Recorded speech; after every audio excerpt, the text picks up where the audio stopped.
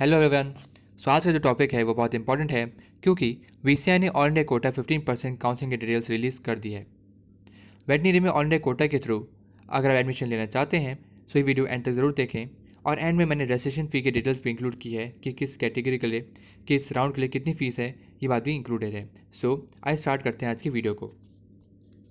इस बार 54 कॉलेजेस के 744 सीट्स पे एडमिशन होगा। इसकी स्टार्टिंग डेट है 22 सितंबर, इसका मतलब ऑलरेडी स्टार्ट हो चुकी है। रिवाइज डेट्स के अकॉर्डिंग ये खत्म होगी 26 अक्टूबर को। अगर स्टेट राउंड को इंक्लूड करेंगे तो ये नवंबर तक जा सकता है। सो ये बात करते हैं राउंड्स के बारे में। राउंड्स के बारे में पहले बात करने से पहले ये बताना चाहूँगा कि आप अगर राउंड्स की डेट्स को या डिटेल्स को नोट करना चाहें तो नोट कर लें, बिकॉज सारे काम जो है टाइमली होना चाहिए। बिकॉज अगर आपने पेमेंट नहीं दिया तो आपको इन्वॉल्व नहीं किया जाएगा। अगर आपने काउंसलिंग अगर आप जब अलॉटमेंट हुआ आप टाइम के अकॉर्डिंग नहीं पहुँचे तो आपको अलॉटमेंट के लिए आपको इंक्लूड नहीं किया जाएगा। सो डिटेल्स को जरूर ध्यान से रखें, इन्फॉर्मेशन नोट कर लें कहीं पर। सो ये बात करते हैं राउंड 1 के बारे में।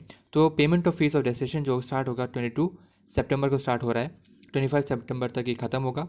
चॉइस फिलिंग की डिटेल्स भी सेम डेट्स की है। सीट अलॉटमेंट प्रोसेस जो है 26 सितंबर को होगा। अनाउंसमेंट ऑफ रिजल्ट आएगा कि आपको सीट अलॉट हुई है, किस किस को हुई है, किस रैंकिंग में हुई है, वो आएगा 27 नवंबर को। एक बात बता दूं कि सीट अलॉटमेंट जो होता है आपके मेरिट के बेसिस पे होता है। Reporting at the respective college for the round 1 वो होगा 28 सितंबर से 3 अक्टूबर तक। फिर बात करते हैं राउंड 2 के बारे में। इसके डेट्स हैं पेमेंट ऑफ फीस और रजिस्ट्रेशन की, वो होगी 4 अक्टूबर से 8 अक्टूबर तक। चॉइस फिलिंग की डेट्स भी सेम ही है। सीट अलॉटमेंट प्रोसेस होगा 9 अक्टूबर को और अनाउंसमेंट ऑफ रिजल्ट आएगा कि सीट अलॉट हुआ है वो आएगा 10 अक्टूबर को। और इस reporting at the respective colleges होगा 11 अक्टूबर से 16 अक्टूबर तक, मतलब 5 दिन का समय आपके पास होगा। मॉप अप राउंड की बात करते हैं तो वो 17 अक्टूबर से स्टार्ट होगा और 18 अक्टूबर को फिनिश। उसके बाद चॉइस फिलिंग की भी डेट सेम है। सीट अलॉटमेंट प्रोसेस की बात करते हैं 19 अक्टूबर को होगा और अनाउंसमेंट आएगा सीट अलॉटमेंट का, वो आएगा 20 अक्टूबर को। Reporting at the respective college होगा 21 से 26 अक्टूबर तक, मीन्स 5 दिन का समय आपको यहाँ पे मिलेगा। अगर round 1 round 2 mop up round के बाद भी अगर कोई सीट बचती है तो वो जाएगी स्ट्रेट राउंड में। स्ट्रेट राउंड की डेट्स हैं 27 अक्टूबर को स्टार्ट और 29 अक्टूबर को फिनिश। चॉइस फिलिंग की डेट्स भी सेम है। उसके बाद सीट अलॉटमेंट प्रोसेस स्टार्ट होगा 30 अक्टूबर को और अनाउंसमेंट ऑफ रिजल्ट आएगा सीट अलॉटमेंट का, वो आएगा 31 अक्टूबर को। उसके बाद reporting at the respective college होगी आपकी 1 नवंबर से लेकर 6 नवंबर तक। एक बार बता दूं, अगर आपने मॉप अप राउंड में रजिस्ट्रेशन किया है तभी आप स्टेट राउंड में पार्टिसिपेट कर सकते हैं। अगर आपने राउंड 1 राउंड 2 में पार्टिसिपेट किया है और मॉप अप राउंड में पार्टिसिपेट नहीं किया है, रजिस्ट्रेशन नहीं किया है, तो आप स्टेट राउंड में पार्टिसिपेट नहीं कर सकते हैं। साथ ही अगर आपको सीट ऑलरेडी मिल चुकी है राउंड 1 और राउंड 2 में, और उसके बाद भी अगर स्टेट राउंड में पार्टिसिपेट करना चाहते हैं तो आपको पार्टिसिपेट नहीं करना दिया जाएगा। बात करते हैं रजिस्ट्रेशन फ़ीस के बारे में। राउंड 1 राउंड 2 और मॉप अप राउंड की रजिस्ट्रेशन फ़ीस है जनरल कैंडिडेट्स के लिए 1000 रुपीज़, EWS OBC कैंडिडेट्स के 900 रुपीज़ और SC ST और फिजिकल हैंडीकैप्ड और ट्रांसजेंडर कैंडिडेट्स के लिए 500 रुपीज़। मॉप अप राउंड की फ़ीस और सिक्योरिटी डिपॉजिट में देते हैं वो जनरल और OBC और EWS और फिजिकली हैंडीकैप्ड कैंडिडेट्स को 10,000 रुपीज़ जमा करना पड़ता है और SC और ST और फिजिकल हैंडीकैप्ड और ट्रांसजेंडर कैंडिडेट्स को 5,000 का डिपॉजिट जमा करना पड़ता है। सी राउंड की बात करते हैं तो उसका सेपरेट फीस होती है।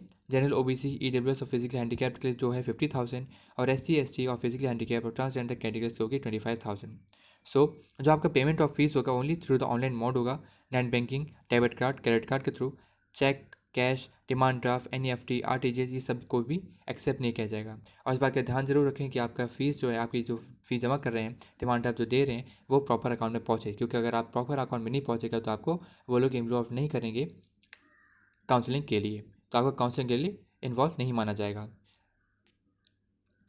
नेक्स्ट एक इन्फॉर्मेशन आपको ये देना चाहूँगा कि ये जो आपका अमाउंट जो आप डिमांड ड्राफ्ट दे रहे हैं, जो 10,000 5,000 मॉप अप राउंड में दे रहे हैं, ये आपको रिफंड मिल जाएगा एक समय के बाद। जब काउंसलिंग का पूरा प्रोसेस खत्म हो जाएगा, सारे कॉलेज में अलोकेशन हो जाएगा, उसके बाद ये फीस जो है आपको वापस आपके अकाउंट में रिटर्न हो जाएगा जिससे आप जमा करते हैं। काउंसलिंग में ध्यान रखें कि आपने डॉक्यूमेंट्स प्रॉपर्ली अपलोड किए हैं, क्योंकि अगर प्रॉपर्ली अपलोड नहीं करेंगे तो आपको ऑफलाइन काउंसलिंग के समय जब चेकिंग होगी तो डॉक्यूमेंट वेरिफिकेशन समय आपको नॉट एक्सेप्टेड माना जा सकता है, तो आपको उसमें सीट अलॉट नहीं होगी किसी कॉलेज में। चॉइस फिलिंग भी ध्यान से करेगा, बिकॉज चॉइस फिलिंग का प्रोसेस पूरा आपकी मेरिट के बेस पे होता है। अगर आपकी मेरिट अच्छी होगी और अगर आपने उसी हिसाब से अगर कॉलेज फिल किया है तो ही आपको अच्छा कॉलेज मिलेगा। अगर आपकी मेरिट अच्छी नहीं है, आपने कॉलेज ज़्यादा अच्छा चूज़ कर दिया है, तो उसको करने आपको कोई फ़ायदा नहीं है। तो अपने मेरिट और अपने लोकेशन के हिसाब से अगर आपको कोई आपको लोकेशन स्पेसिफिक आपको कॉलेज चाहिए तो उसके हिसाब से आप अपना चॉइस फिलिंग करें. So all the best everyone. Hope you find this video useful. Thank you everyone.